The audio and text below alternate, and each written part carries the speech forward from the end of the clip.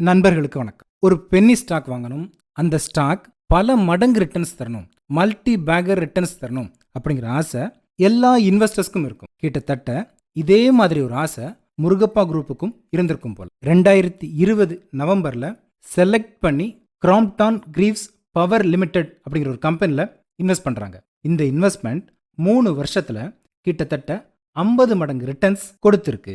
இந்த அளவுக்கு huge returns earn பண்றதுக்கு முருகப்பா குரூப்புக்கு 2 விஷயம் ஹெல்ப் பண்ணியிருக்கு. அது என்ன அப்படின்னா, ஃபர்ஸ்ட், இந்த கம்பெனியில் கொஞ்சம் ஸ்டாக்கை மட்டும் இவங்க வாங்கலை, 56% ஸ்டாக்ஸை வாங்கி இந்த கம்பெனியுடைய மேனேஜ்மெண்ட் கண்ட்ரோலை டேக் ஓவர் பண்ணுறாங்க.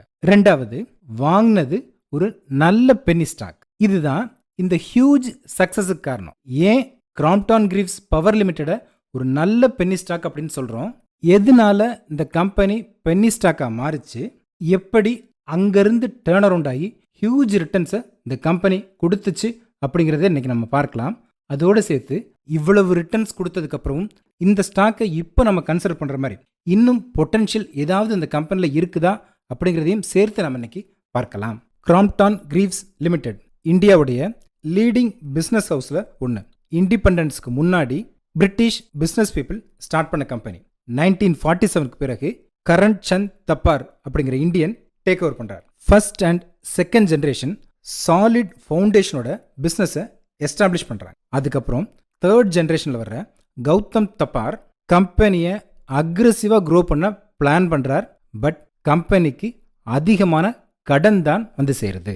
இந்த சுச்சுவேஷனில் 2014 கிராம்ப்டான் கிரீவ்ஸ் லிமிட்டடை 2 கம்பெனியாக ஸ்பிளிட் பண்ணுறாங்க. First company Crompton Greaves consumer electricals limited. இந்த கம்பெனிக்கு கீழே fans, bulbs and other electronics applications இந்த டிவிஷனுக்கு கீழே வருது. ரெண்டாவது company Crompton Greaves power limited. இந்த company industrial systems and power systems business யூனிட்னு கம்பெனிஸ் அண்ட் பவர் செக்டார் இதுக்கு சப்ளை பண்ணுற பிஸ்னஸ் டு பிஸ்னஸ் கம்பெனியாக இருக்குது. கம்பெனியோடைய கடன் அதிகமாயிட்டே போகிறதுனால 2016 ப்ராஃபிட்டபுளாக இருந்த கிராம்ப்டான் கிரீவ்ஸ் கன்சியூமர் எலக்ட்ரிக்கல்ஸ் லிமிட்டடை டெமாசெக் ஹோல்டிங்ஸ் அப்படிங்கிற கம்பெனிக்கு 2000 கோடி ரூபாய்க்கு செல் பண்ணுறாங்க. இந்த 2000 கோடி ரூபாயை இருக்கிற பிஸ்னஸை சரி பண்ணுறதுக்கு பயன்படுத்தாமல் ஓன் யூஸ்க்கு கொண்டு போகிறாங்க.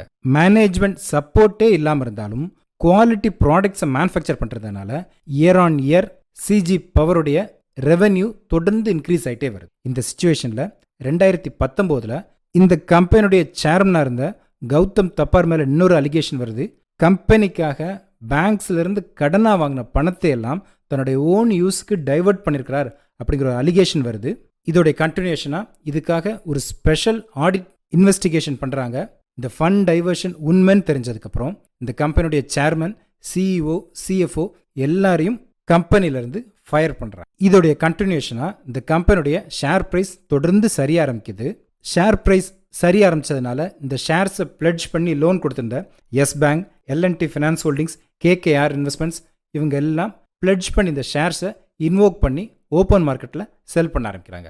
80 ரூபாயில் இந்த ஷேர் ப்ரைஸ் 40 ரூபாய்க்கு வந்து கடைசியாக 4 ரூபாய்க்கு வந்து சேருது. வருஷத்துக்கு 8000 கோடி ரூபா ரெவென்யூ ஏர்ன் பண்ணிட்டு கம்பெனி இப்போ டோட்டல் மார்க்கெட் கேபிடலைசேஷனே வெறும் 300 கோடி ரூபா அப்படிங்கிற அளவுக்கு வந்து சேருது. இந்த சுச்சுவேஷனில் கம்பெனியுடைய நிலவரம் எப்படி இருக்குது அப்படின்னா, ஃபர்ஸ்ட், தரமான ப்ராடக்ட்ஸை மேனுஃபேக்சர் பண்ணுற கெப்பாசிட்டி இருக்குது, நல்ல கஸ்டமர் பேஸ் இருக்குது, பவர் அண்ட் இன்ஃப்ராஸ்ட்ரக்சர் இந்த ரெண்டோடைய க்ரோத்தும் கண்டினியூஸாக இருக்கிறதுனால ப்ராடக்ட்ஸுக்கான டிமாண்டும் தொடர்ந்து இருக்குது. இது எல்லாம் சரியாக இருந்தும் கம்பெனிக்கு இருக்கிற ஒரே ஒரு பிரச்சனை, கம்பெனியுடைய ஃபண்ட்ஸ் எல்லாம் வேறு பக்கம் டைவர்ட் ஆனதுனால கம்பெனிக்கு ஒர்க்கிங் கேபிட்டல் பணம் எதுவும் இல்லை. இந்த ஒரு ப்ராப்ளத்தை அட்ரஸ் பண்ணால் கம்பெனி பழையபடி ப்ராஃபிட்டபிள் கம்பெனியாக மாறுறதுக்கான சான்சஸ் இருக்குது. கம்பெனியுடைய பிஸ்னஸ் ப்ராப்ளம் இல்லை, ஃபினான்ஷியல்ஸ் மட்டும்தான் ப்ராப்ளம் அப்படிங்கிறது தெரிஞ்சதுக்கப்புறம் இந்த கம்பெனியில் முருகப்பா குரூப் தங்களோட இன்வெஸ்ட்மெண்ட்ஸை ஸ்டார்ட் பண்ணுறாங்க. டியூப் இன்வெஸ்ட்மெண்ட்ஸ் அப்படிங்கிறவங்களோட கம்பெனி மூலமாக இந்த இன்வெஸ்ட்மெண்ட்ஸை ஸ்டார்ட் பண்ணுறாங்க. ஷேர் ப்ரைஸ் 8 ரூபா 56 பைசா அப்படிங்கிற அளவில் சிஜி பவர் லிமிட்டோடைய 56% ஷேர் ஹோல்டிங்கை வாங்குறாங்க. இங்கே கவனிக்க வேண்டிய விஷயம் என்னென்னா, கம்பெனி நல்ல கம்பெனி அப்படிங்கிறதுக்காக ஷேர் ப்ரைஸ் 80 ரூபா இருக்கும்போது இந்த கம்பெனியை வாங்கலை, 40 ரூபா இருக்கும்போதும் வாங்கலை. 1/10 ஆஃப் வேல்யூவேஷனில் வெறும் 8 ரூபாய்க்கு இந்த கம்பெனி அவைலபிளாக இருக்கும்போது இந்த கம்பெனியை டேக் ஓவர் பண்ணுறாங்க. கம்பெனியுடைய மேனேஜ்மெண்ட் கண்ட்ரோல் ஃபுல்லாக இவங்க கிட்ட வந்ததுக்கு பிறகு பிஸ்னஸ் டேர்ன் அரவுண்டை ஸ்டார்ட் பண்ணுறாங்க. இங்கே ஃபர்ஸ்ட் இவங்க பண்ணுறது இந்த கம்பெனிக்கு இருந்த ஃபினான்ஷியல் ட்ரபிளை சார்ட் அவுட் பண்ணுறது. சிஜி பவர் லிமிடெட் ஏகப்பட்ட பணத்தை செட்டில் பண்ண வேண்டியிருந்துச்சு. இந்த செட்டில்மெண்ட்டை ஸ்டார்ட் பண்ணுறாங்க. இங்கே இவங்க ஃபஸ்ட்டு செஞ்சது இந்த கம்பெனியுடைய ஸ்டாஃப்ஸுக்கு செட்டில் ஆகாமல் இருந்த சேலரி டியூஸ் எல்லாம் செட்டில் பண்ணுறாங்க. அடுத்து இந்த கம்பெனிக்கு குட்ஸ் சப்ளை பண்ண இந்த வெண்டாஸ்க்கு அவங்களோட பில்ஸை செட்டில் பண்ணுறாங்க. மூணாவதாக 2100 கோடி ரூபா பேங்க்ஸில் கடன் இருந்துச்சு. அந்த கடனை ரீஸ்ட்ரக்சர் பண்ணி அதில் பாதி கடனை செட்டில் பண்ணுறாங்க. டியூஸ் எல்லாம் செட்டில் பண்ணதுக்கு பிறகு ஒர்க்கிங் கேபிட்டல் ப்ராப்ளத்தையும் அட்ரஸ் பண்ணுறாங்க. கம்பெனியுடைய பிஸ்னஸ் பழையபடி இன்க்ரீஸ் ஆக ஆரம்பிக்குது. 2020 நவம்பரில் தான் டேக் ஓவர் பண்ணுறாங்க. முதல் 8 மாதம் நடந்த பிஸ்னஸை அடுத்த 4 மாதத்தில் திரும்ப கம்பெனிக்கு கொண்டு வர்றாங்க. கம்பெனியுடைய ரெவென்யூ க்ரோ ஆக ஆரம்பிச்சதுக்கப்புறம் கம்பெனியுடைய ஷேர் ப்ரைஸும் அதை தொடர்ந்து இன்க்ரீஸ் ஆகுது. 2020 டிசம்பரில் வெறும் 20 ரூபாயில் அந்த ஷேர் ப்ரைஸ் அடுத்த டிசம்பர் 2021 டிசம்பரில் 172 ரூபா அப்படிங்கிற ஒரு ப்ரைஸ்க்கு ரீச் ஆகுது. அடுத்தடுத்து வந்த வருஷத்துலையும் பிஸ்னஸ் தொடர்ந்து இன்க்ரீஸ் ஆகுது. 2023 ஃபினான்ஷியல் இயரில் 7040 கோடி ரூபா பணத்தை ரெவென்யூ ஏர்ன் பண்ணியிருக்காங்க. இதில் கம்பெனிக்கு 796 கோடி ரூபா பணம் ப்ராஃபிட்டாக வந்து சேருது. இதோடைய கண்டினியூஷனாக ஷேர் ப்ரைஸ் இப்போ 454 ரூபா அப்படிங்கிற ப்ரைஸுக்கு இன்க்ரீஸ் ஆகிருக்குது. ஃபர்ஸ்ட்டு மோசமான நிலைமையில் இருந்த கம்பெனியை ஸ்டெபிலைஸ் பண்ணுறாங்க. அடுத்து அங்கேருந்து பிஸ்னஸ் அண்ட் ஃபினான்ஷியல் டர்ன் அரவுண்டை கொண்டு வர்றாங்க.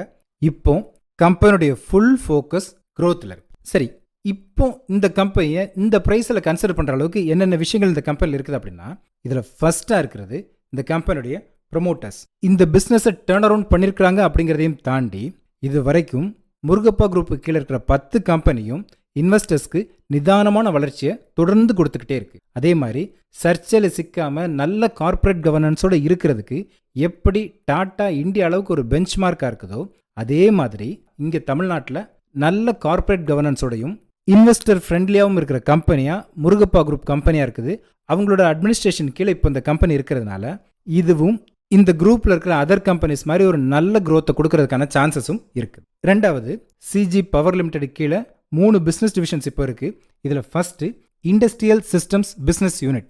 இந்த யூனிட்டுக்கு கீழே மோட்டர்ஸ், ஆல்டர்னேட்டர்ஸ், கண்ட்ரோல் சிஸ்டம்ஸ் இப்படி வேரியஸ் ப்ராடக்ட்ஸ் மேனுஃபேக்சர் பண்ணுறாங்க. ரெண்டாவது unit power systems business unit. இந்த டிவிஷன் கீழே பவர் மேனுஃபேக்சரிங் கம்பெனிஸ்க்கு தேவையான ஸ்விட்ச் gears, circuit breakers, control gears, power automation products இப்படி இந்த டிவிஷனுக்கு தேவையான எல்லா ப்ராடக்ட்ஸையும் இதில் மேனுஃபேக்சர் பண்ணுறாங்க. மூணாவது, railway related capital goods and signalling systems. இந்த டிவிஷன் ரயில்வே ரிலேட்டட் க்ரோத்துக்கு ப்ராக்சியாக இருக்குது. இப்படி 3 டிவிஷனும் ஸ்டேபிளாகவும் நல்ல க்ரோத்தையும் கம்பெனி கொண்டு வந்துட்டு இந்த 3 டிவிஷனோட ப்ராடக்ட்ஸுக்கும் தொடர்ந்து தேவையை அதிகரிச்சுக்கிட்டே இருக்கிறதுனால இதுக்காக கெப்பாசிட்டி எக்ஸ்பேன்ஷனையும் தொடர்ந்து பண்ணிகிட்டே இருக்கிறாங்க. வர்ற நாட்களில் இந்த 3 டிவிஷன்லேருந்தும் இன்னும் அதிகமான ரெவென்யூ கம்பெனிக்கு வர்றதுக்கான சான்சஸ் இருக்குது. மூணாவதா, இந்த 3 டிவிஷனும் நல்ல ப்ராஃபிட்ஸ் ஏர்ன் பண்ணிட்டு இருக்காங்க. இந்த ப்ராஃபிட்ஸை வச்சு இந்த டிவிஷன்ஸோடைய கெப்பாசிட்டி இன்க்ரீஸ் பண்ணது போக மீதி இருக்கிற பணத்தை வச்சு செமிகண்டக்டர் டிவிஷனுக்கும் தங்களுடைய ஃபோக்கஸை கொடுக்க ஆரம்பிச்சிருக்காங்க. இந்த டிவிஷனில் டெஸ்டிங் ரிலேட்டட் ஒர்க்ஸை எடுத்து பண்ணுறதுக்காக அதுக்கு தேவையான இன்வெஸ்ட்மெண்ட்ஸையும் ஸ்டார்ட் பண்ணியிருக்கிறாங்க. இப்படி industries, power segment, railways, semiconductor இந்த 4 ஃபீல்டு ரிலேட்டட் க்ரோத்தையும் இந்த ஒரு கம்பெனி கொடுக்கறதுனால தொடர்ந்து இவங்களோட பிஸ்னஸ் நல்லா பெர்ஃபார்ம் ஆகிறதுக்கான சான்சஸ் அதிகமாகவே இருக்குது. இந்த கம்பெனியுடைய ஷேர் ப்ரைஸ் 454 ரூபாயில் இருக்குது. ப்ரைஸ் பை ஏர்னிங் 67 அப்படிங்கிற அளவில் இருக்குது.